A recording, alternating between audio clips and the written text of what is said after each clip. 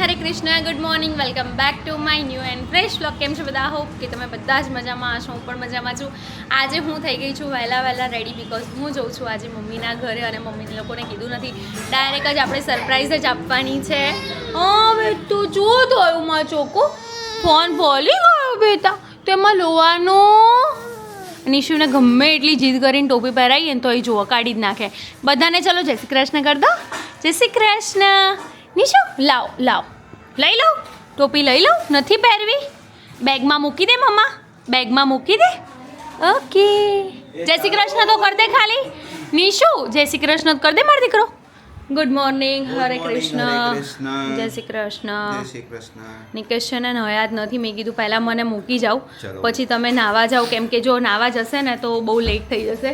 અત્યારે જોકે વાગવામાં 10:30 તો થઈ જ ગયા છે. બાય મમ્મી, ગુડ મોર્નિંગ, હરે કૃષ્ણ, જય શ્રી કૃષ્ણ. Good morning. જવું બરાબર. શું નિશુ? બાય નિશુ, ટાટા. ટાટા કર દો બાને. ટાટા. ચલો શૂઝ પહેરાવી દે મમ્મા. ચલો બીતું. ચલો મમ્મા શૂઝ પહેરાવી દે, રોવાનું નહીં. યસ હવે લોકો નીકળી ગયા. નિશુ કેમ લોતો તું બેટા? નિશુ શું આવ્યું? દાય. સો મેડમ આવજો. ટાટા. ટાટા જેમ બે જય શ્રી કૃષ્ણ. નિશુ દોડીશ નહીં. નિશુ તો દોડ્યો. નિશુ દોડીશ. ક્યાં ભાગ્યો? ઊભો રાખ્યો છે. લાવો ચલો આવજો. જય શ્રી કૃષ્ણ. ટાટા. નિશુ ટાટા કહી દે. હાલો ન વચ્ચે હજી કૃષિ તો ક્યારના શું કરતા હતા? કર લેવાય ને ઘરે હતો ત્યારે. જય શ્રી કૃષ્ણ. ચલો નિશુની લેંગી ઊંચી થઈ. ચલો આમ બેટા આમ નિશુ આમ. મમ્મા ક્યાં જાય છે?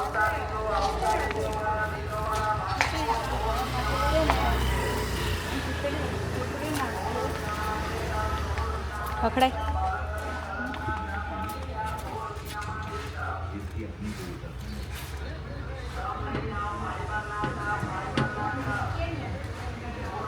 જોરથી ખખડાય નહીં શું? જોરથી ખખડાય. ખખડાય નહીં શું? ખખડાય.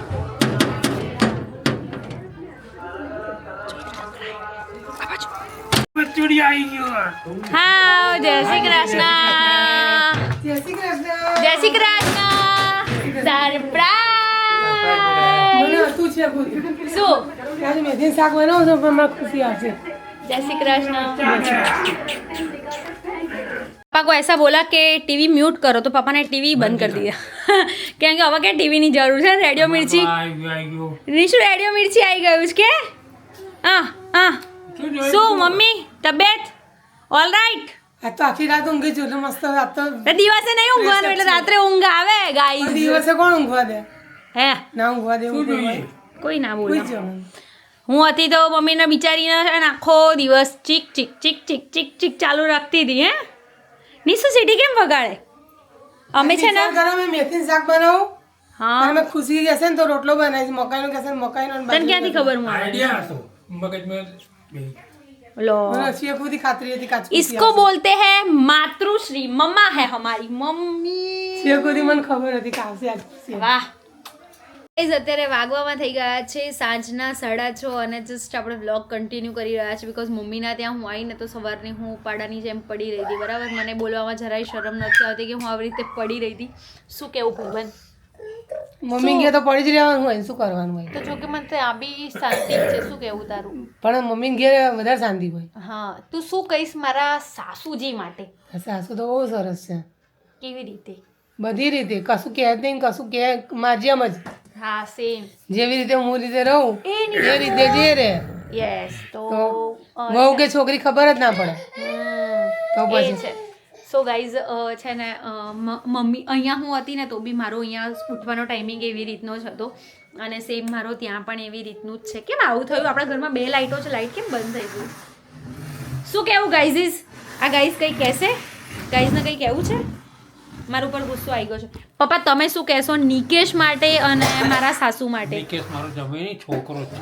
હા તારા સાસુ એટલે કઈ કહેવા જેવું નથી. હા એ છે. તારા રિયલી દીકરીની જેમ રાખે છે. યસ. તો ગાઈઝ મારા મમ્મી પપ્પા છે ને બહુ જ હેપી છે મારી મેરેજ લાઈફને લઈને. બરાબર છે ને? 100%.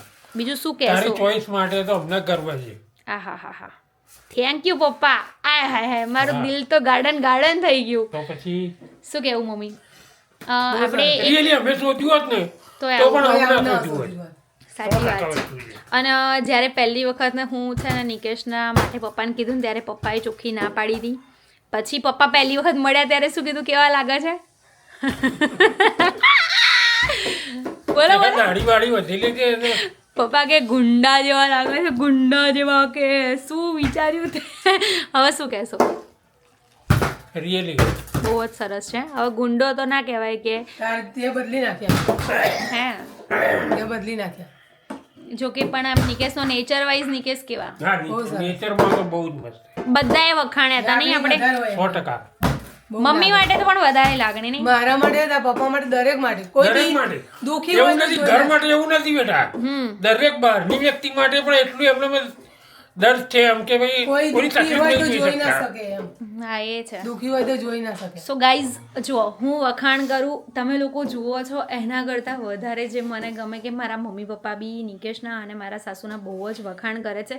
અને ખરેખર એ લોકો છે ને વખાણ કરવાના લાયક જ છે.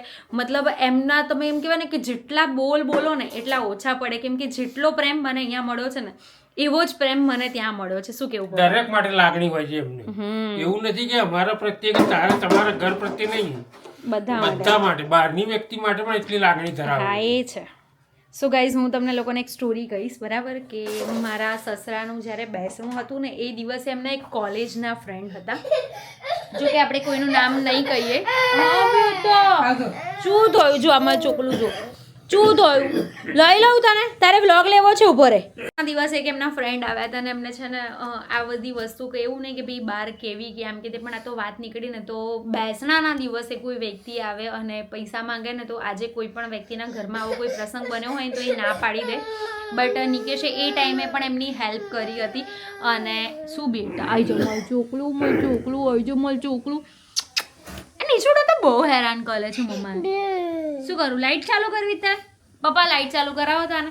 અને ઘણા લોકોની કોમેન્ટ્સ આવે છે કે તમે આવતા નથી, તમારા મમ્મી પપ્પાનું ધ્યાન નહીં રાખતા, આમ તેમ ઘણી બધી કોમેન્ટ્સ આવે છે.